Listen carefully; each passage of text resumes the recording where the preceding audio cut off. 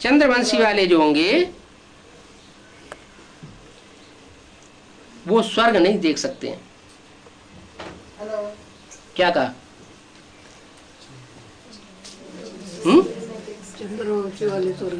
चंद्रवंशी वाले स्वर्ग नहीं देख सकते हैं। अच्छा, जो फेल हो जाते हैं वो क्या बनते हैं? चंद्रवंशी बनते हैं। यज्ञ के आदमी में कौन फेल हो गया? राम फेल हो गया। तो राम फेल हो गया तो कराची में जो स्वर्गीय संगठन बना था ना सन 47 में, हिंदुस्तान पाकिस्तान की लड़ाई हुई थी, नरक के बीच स्वर्ग का नजारा बाबा ने बच्चों को दिया। नरक के बीच स्वर्ग की दुनिया बाबा ने बच्चों को बना के दी ना। हिंदू मुसलमान सब आपस में खून रेजी कर रहे थे और बच्चे थोड़े से वहां आराम से रहे पड़े थे। एक बाबा उनके सामने नजरों में रहता था, एक बाबा को याद करते थे। दुनिया में दूसरा कोई याद ही नहीं आता था, तो अवस्था कैसी रहेगी? है एकदम टॉप मोस्ट अवस्था थी, सतो प्रधान अवस्था थी, जैसी सतयुग में होती है। तो राम फेल हो गया तो स्वर्ग देख सका है? यज्ञ के आदि में जो स्वर्ग का सैंपल बाबा ने तैयार किया वो स्वर्ग देख सका है? नहीं देख सका। न राम वाली आत्मा ने देखा और न सीता वाली आत्मा ने देखा। सीताएं भी दो होती है, एक सीता को रावण उठा ले जाता है, पंच तत्वों की बनाई जाती है, और एक सीता ओरिजिनल होती है जो योगाग्नि में रखी जाती है। तुम पावक में करो निवासा। पावक माने अग्नि, तो वो योगाग्नि में बैठाई जाती है। तो जो भी सीताएं हैं नंबरवार वो स्वर्ग नहीं देख पाती, क्योंकि राम सीता फेलियर हुए ना, वो स्वर्ग नहीं देख सकते। अच्छा, वो राम सीता यज्ञ के आदि में फेल हुए या अंतिम नजारा जब होगा तब फेल हुए? आदि में फेल हुए। ऐसा कोई है जो माया से फेल ना होता हो? ऐसा कोई है सत्युग की आत्मा जो त्रेता में आके चंद्रवंशी न बनती हो? है? सब बनती है।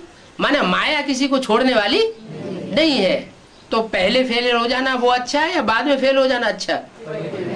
जो पहले फेल हो गए वो फायदे में रहे, क्योंकि अनुभवी हो गए, फाइनल में फिर फेल नहीं होंगे। तो आदि में जो स्वर्ग का नजारा निकला, उस स्वर्ग के नजारे में भले फेलियर होने के कारण नहीं जा सके, दोबारा आकर के जब जन्म लेते हैं तो वो आत्माएं लास्ट सो फास्ट चली जाती हैं। तो चंद्रवंशी वाले स्वर्ग नहीं देख सकते हैं। तो फाइनल नजारे में जो चंद्रवंशी बनेंगे, क्या जो चंद्रवंशी बनते हैं वो स्वर्ग नहीं देख सकते। अच्छा, चंद्रमा स्वर्ग देखता है?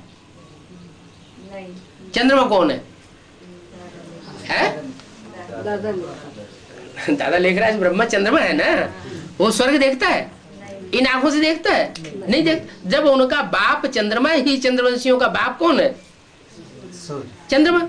वो ही स्वर्ग नहीं देखता है तो उसके बच्चे तो स्वर्ग देख ही नहीं सकेंगे। तो चंद्रवंशी जो होंगे वो स्वर्ग नहीं देख सकेंगे। अब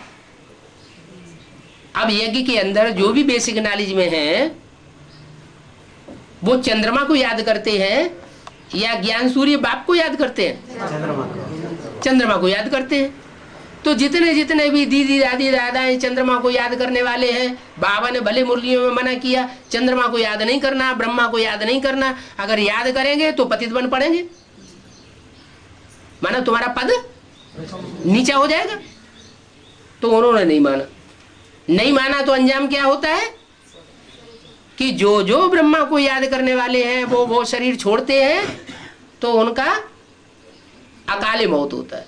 अकाले मौत होता है, शरीर छोड़ते हैं, फिर उनको सूक्ष्म शरीर धारण करना पड़ रहा है। जैसे ब्रह्मा को सूक्ष्म शरीर धारण करना पड़ा, वैसे उनको सूक्ष्म शरीर धारण करके वो किसी में प्रवेश करेंगे। क्या प्रवेश करेंगे? लेकिन अपनी आंखों से स्वर्ग नहीं देख सकेंगे। तो चंद्रवंशी वाले स्वर्ग नहीं देख सकते हैं।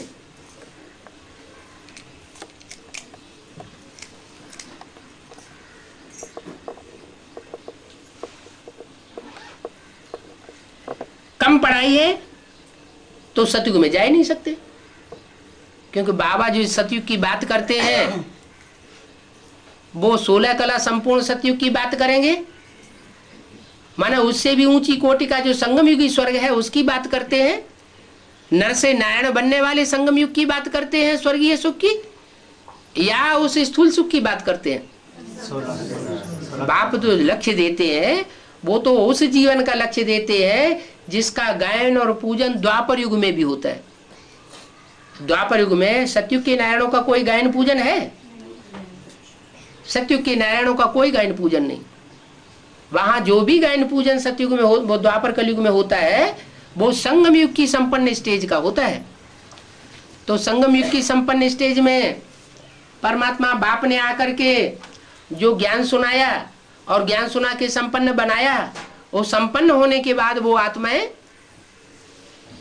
संपन्न स्टेज के आधार पर जो चित्र तैयार करती हैं अपना, उसकी महिमा गायन पूजन शास्त्रों में द्वापर युग से होता है। तो कम पढ़ाई है तो सतयुग में नहीं जा सकते,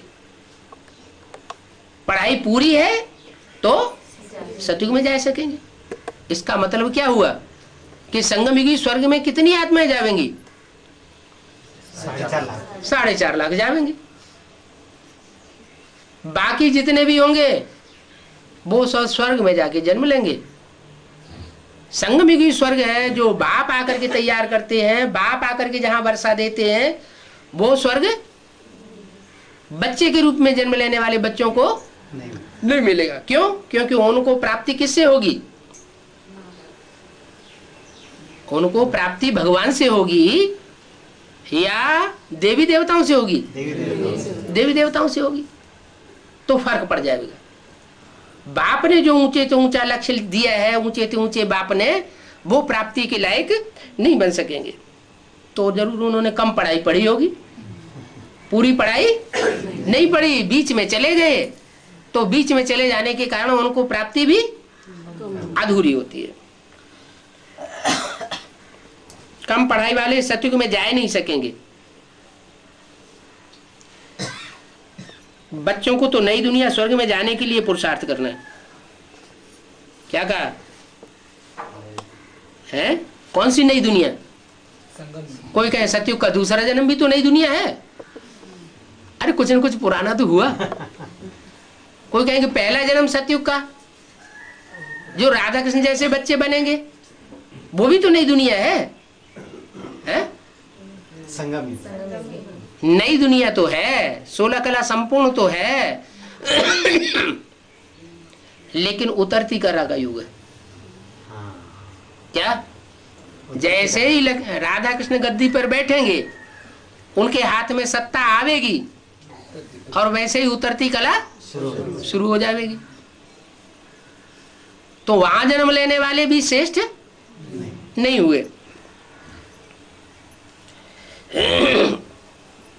तो तुम बच्चों को तो नई दुनिया स्वर्ग में जाने के लिए पुरुषार्थ करना है। कहां जाने के लिए पुरुषार्थ करना है? हद के स्वर्ग में या बेहद के स्वर्ग में? हद के स्वर्ग में तो चले ही जावेंगे अगर बेहद का पुरुषार्थ संपन्न होगा। बेहद का स्वर्ग कौन सा होता है? संगम में। हाँ, उसकी परिभाषा बताओ कि बेहद का स्वर्ग क्या है? स्वर्ग का अर्थ क्या बताया? स्व माने आत्मा, ग माने गई। जो आत्मिक स्टेज में चला जाता है वही संगम युगी स्वर्ग में आ सकता है। अगर आत्मिक स्टेज न पकड़ी, कुछ न कुछ देहभान रह गया और शरीर छूट गया, तो जाकर के कम कलाओं वाले स्वर्ग में जन्म होगा। तो जो बेहद के स्वर्गवासी बनेंगे वो बेहद के स्वर्ग में जाएंगे ही जाएंगे, और बेहद के पुरुषार्थी स्वर्गवासी बनने के नहीं बनेंगे तो उस स्वर्ग में भी जाने में घाटा पड़ेगा। तो नई दुनिया स्वर्ग में जाने के लिए पुरुषार्थ करना है।